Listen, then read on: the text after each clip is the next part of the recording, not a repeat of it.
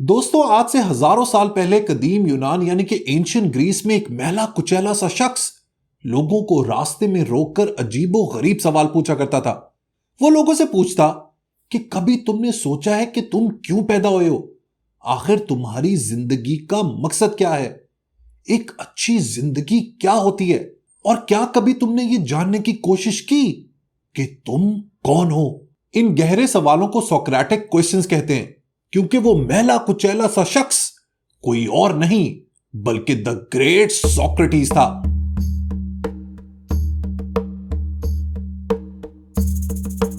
पिछले हजारों साल में लातादाद फलसफियों ने इन गहरे सवालों के जवाब देने की कोशिश की है, लेकिन पिछली सदी में एक ऐसा कमाल का साइको एनालिस्ट था जिसने क्या ही खूबसूरती से जिंदगी का मकसद तलाश करने की कोशिश की।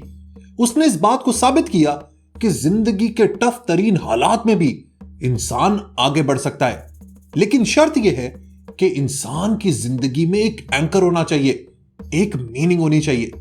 लेकिन आखिर ये एंकर क्या है? आज की वीडियो में इसी एंकर को तलाश करने की कोशिश करेंगे। वो सब लोग जो आज की तारीख में जिंदगी को लेकर हैरान हैं, परेशान हैं, फ्रस्ट्रेटेड हैं, जिन्हें कोई रास्ता नजर ही नहीं आ रहा, शायद आज की वीडियो के बाद उन्हें उम्मीद की एक ऐसी किरण मिल जाए जो हमेशा के लिए उनकी जिंदगी को बदल कर रख दे।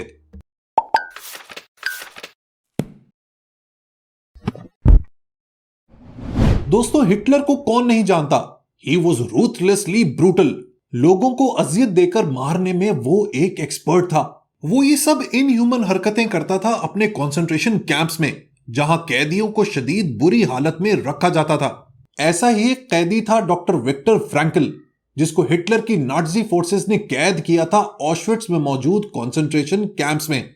अपनी कैद के दौरान हिटलर ने डॉक्टर फ्रैंकल की मां, बाप, बीवी और भाई सबको जान से मार दिया था। डॉक्टर फ्रैंकल अपनी कैद के दौरान जो उन्होंने एक्सपीरियंस किया उसके बारे में बताते हैं कि हिटलर के कंसंट्रेशन कैंप्स में जो भी कैदी आते वो यूजुअली 3 अलग अलग फेजेस से गुजरते थे।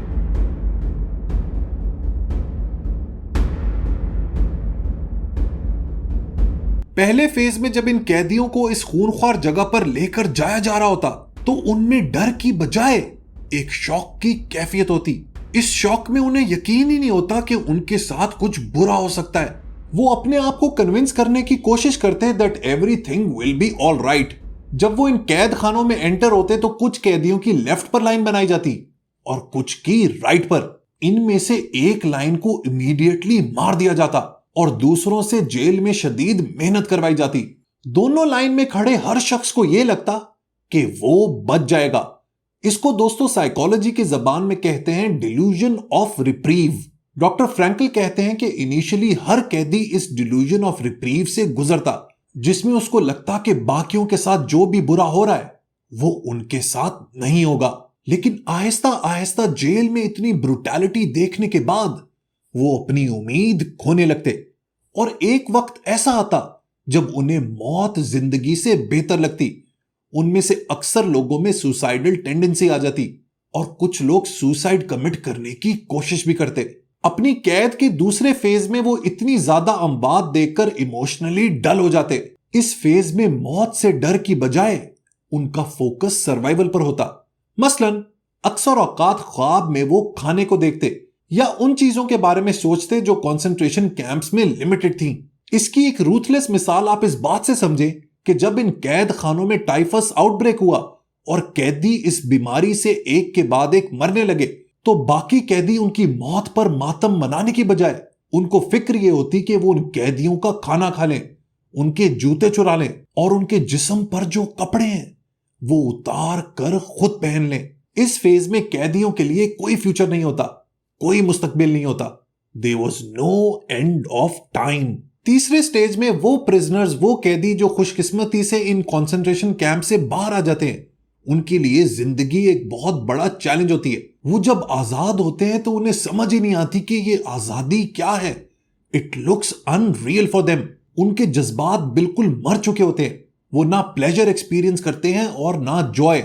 उन्हें लगता है कि जब वो जेल से बाहर आएंगे तो उन्हें एक वार्म वेलकम मिलेगा, लेकिन बदकिस्मती से तब तक उनकी सारी फैमिली मर चुकी होती है। आपको मशहूर जमाना फिल्म शॉशैंक रिडेम्पशन का वो सीन याद है जब एक बूढ़ा बाबा जो इतने सालों बाद जेल से रिहा होता है वो बाहर की दुनिया में आकर इवेंचुअली खुदकुशी कर लेता है क्योंकि इतने साल जेल में रहने के बाद उसके लिए बाहर की आजाद दुनिया में फिट होना नामुमकिन होता है। लेकिन जब ये कैदी इन कंसंट्रेशन कैंप्स में होते हैं तब वो अपने मेंटल बैलेंस और सैनिटी को कैसे बरकरार रखते हैं। इवेंचुअली दोस्तों इस सब का दारोमदार होता है उनके फोकस पर। ऐसा ही एक कैदी था डॉक्टर विक्टर फ्रैंकल जिसने इतना सब कुछ सह के अपनी फैमिली का सैक्रिफाइस देकर एक भरपूर जिंदगी गुजारी। अपनी इस कैद की जिंदगी से इंस्पायर होकर उसने साइकोलॉजी में एक नई थेरेपी का आगाज किया जिसे कहते हैं लोगोथेरेपी। और इस थेरेपी का जिक्र किया उसने अपनी शोहर अफाक और ब्रेथ टेकिंग किताब मैन सर्च फॉर मीनिंग में।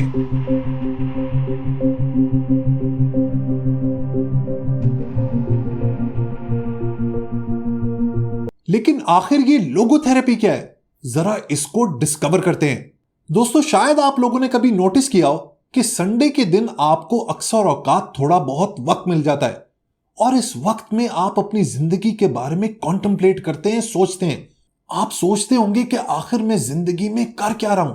सारा दिन नौकरी करता हूं या सारा दिन पढ़ाई करता हूं, सुबह उठता हूं, तैयार होता हूं, बसों में धक्के खाता हूं या ट्रैफिक में फंसता हूं, फिर नौकरी पे जाता हूं, बॉस मुझ पे चिल्लाता है, तनख्वाह कम है, वापस घर आता हूं, थक जाता हूं, चाय पीता हूं, खाना खाता हूं और सो जाता हूं। जिंदगी इसी तरह कटे जा रही है।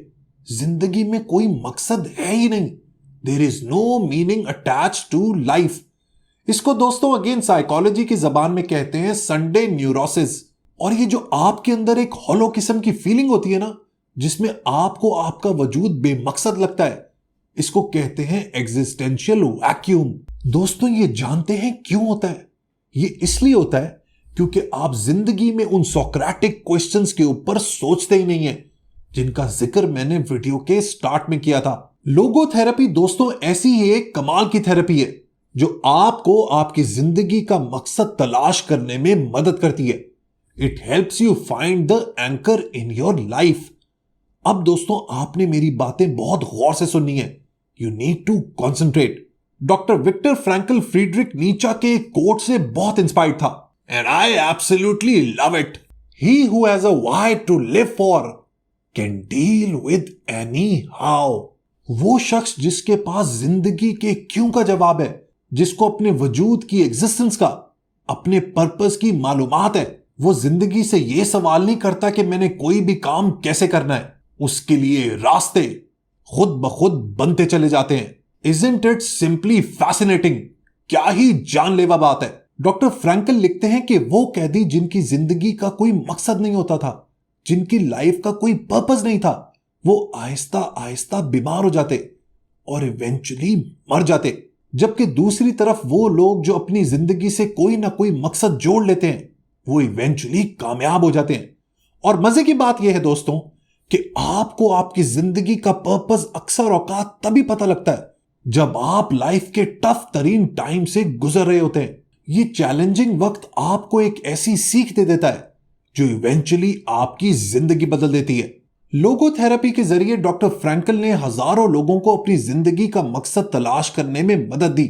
इस थेरेपी के मुताबिक इंसानों की सबसे बड़ी क्वालिटी है फ्री विल, यानी कि आजाद मर्जी, आजाद सोच।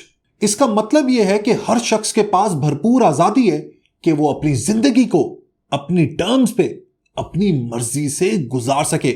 लोगोथेरेपी के मुताबिक इंसान की मेंटल हेल्थ उस वक्त बेहतरीन हो जाती है जब वो उस हुनर को समझ जाता है कि उसे किस तरीके से अपने हाल और अपने मुस्तकबिल के दरमियान जो गैप है, जो स्पेस है, उसको कैसे फिल करना है। मतलब ये कि वो आज क्या है और वो कल क्या बनना चाहता है और उस मकसद को हासिल करने के लिए इतनी करेज रखता है कि वो उसके पीछे सरपट भाग सके, डिटर्मिन्ड रह सके, परसेवेरेंस दिखा सके और लॉन्ग टर्म कमिटमेंट के साथ उस कॉज के साथ जुड़ जाए। जिस तरह दोस्तों फ्रीडरिक नीचे का फलसफा इंसान को ऊपर उठाता है ना, इंसान को मोटिवेट करता है, उठा के रख देता है, इसी तरह लोगोथेरेपी भी इंसान को कंटिन्यूअसली इंप्रूव करती रहती है till the time he becomes the best version of himself। एक और मेरी फेवरेट बात जो डॉक्टर फ्रैंकल ने इस किताब मैन सर्च फॉर मीनिंग में लिखी है वो ये कि हम लोग सारी उम्र खुशी की तलाश में निकाल देते हैं। All our life we run after happiness. Doctor Frankl के मुताबिक ये एक बेकार एक्टिविटी है। जिंदगी में ज्यादातर वही लोग खुश रहते हैं जो अपने आप को किसी ऐसे काम में, किसी ऐसे मशगले में डुबा देते हैं जिसमें वो अपनी जात को भी भूल जाते हैं। वो काम, वो मशगला उनकी जिंदगी की सेंटर ऑफ ग्रेविटी बन जाता है। यही वजह है कि artist, painters, authors, scientist they live a very happy and fulfilled life, जबकि दूसरी तरफ वो लोग जो सारी उम्र नौकरी में गुजार देते हैं, अपने सेठ को अमीर करते रहते हैं, वो ज्यादातर एक नाखुश जिंदगी गुजार कर चले जाते हैं। So my dear book buddies, इसमें कैच ये है कि अपनी जिंदगी में कोई शौक पैदा करें, कोई हॉबी पैदा करें, कोई ऐसा मशगला पैदा करें जो आपको दीवाना कर दे, जिसके पीछे आप ऑब्सेस्ड हो, जिसके बारे में आप पैशनेट हो और जिससे आपकी जिंदगी एक फुलफिल्ड लाइफ बन जाए। लेकिन मेरे प्यारे दोस्तों, आपको मुझसे सवाल करना चाहिए कि यार बुक बडी, तुम बातें तो बहुत बड़ी बड़ी कर रहे हो, ये तो बताओ कि जिंदगी के पर्पस को तलाश कैसे करना है। How should we find the meaning of our life.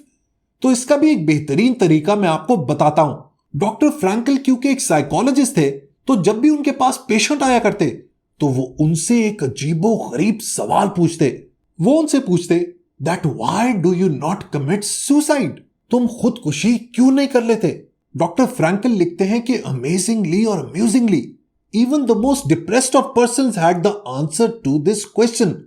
वो लोग जो जिंदगी में सब कुछ हार भी चुके होते थे, उनके पास इस सवाल का जवाब होता था और बस वहीं से उसी सवाल को बेस बनाकर वो लोगों को जिंदगी का मीनिंग तलाश करने में मदद किया करते थे।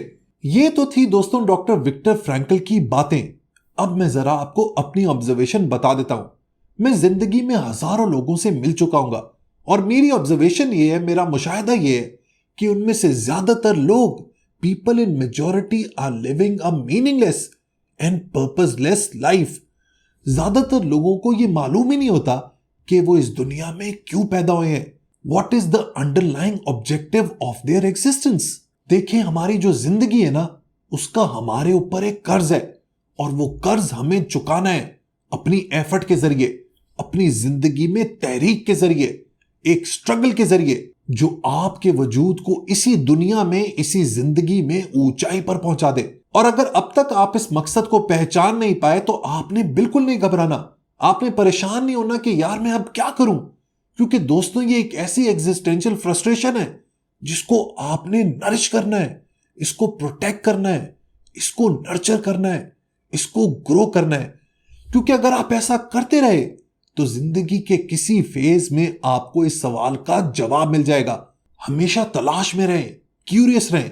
You never know when you will strike gold. इंसान एग्जिस्टेंशियल क्राइसिस का तब शिकार होता है जब वो उन बताए हुए स्टैंडर्ड्स पर अपनी जिंदगी गुजारता है जो सोसाइटी उसे बताती है। देखिए दोस्तों, जब तक आप अपनी सोसाइटी के, अपने माँ बाप के, अपने दोस्तों यारों के, अपने पीयर्स के, अपने कॉलीग्स के, अपने फ्रेंड्स की बताई हुई बातों पे अपनी जिंदगी गुजारेंगे, you will always be unhappy. अपनी फ्री विल के बगैर जिंदगी गुजारी तो क्या गुजारी। देखिए, आखिर में दोस्तों आपने मेरी एक बात हमेशा याद रखनी है। देखिए, जिंदगी इस बात का नाम नहीं है कि आपने प्लॉट खरीद लिया, गाड़ी खरीद ली, वर्ल्ड टूर पे चले गए, दोस्तों यारों के साथ हंस खेल लिया। जिंदगी में आपको असल खुशी तब हासिल होगी जब आपकी जिंदगी में एक तहरीक होगी, एक स्ट्रगल होगी टुवर्ड्स अ प्रोग्रेसिव आइडियल। इस स्ट्रगल के अंदर ही दोस्तों आपको एक ऐसी छुपी हुई खुशी मिलेगी जिसका कोई सानी नहीं है। अगर आज से आपने मेरी इन बातों को और डॉक्टर विक्टर फ्रैंकल की लोगोथेरेपी को फॉलो करना शुरू किया तो यू नेवर नो कि आपकी ज़हन की गिरें आहिस्ता आहिस्ता खुलनी शुरू हो जाए और आपको वो खुशी हासिल हो जाए जिसकी आपको हमेशा से तलाश थी। वीडियो पसंद आई हो तो लाइक बटन जरूर प्रेस कीजिएगा। Until next time, goodbye.